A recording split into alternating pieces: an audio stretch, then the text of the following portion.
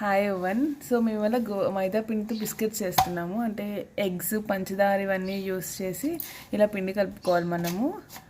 So దాన్ని మనం ఇలా చపాతీలా చేసుకొని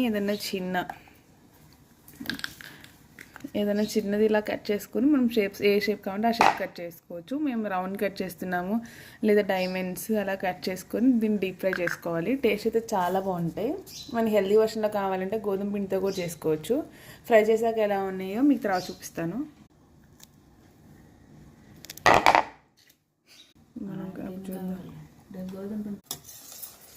సో మనకి ఇలా కొంచెం గోల్డెన్ కలర్ వచ్చి బ్రౌన్ కలర్ వచ్చే వరకు మనం ఫ్రై చేసుకోవాలి.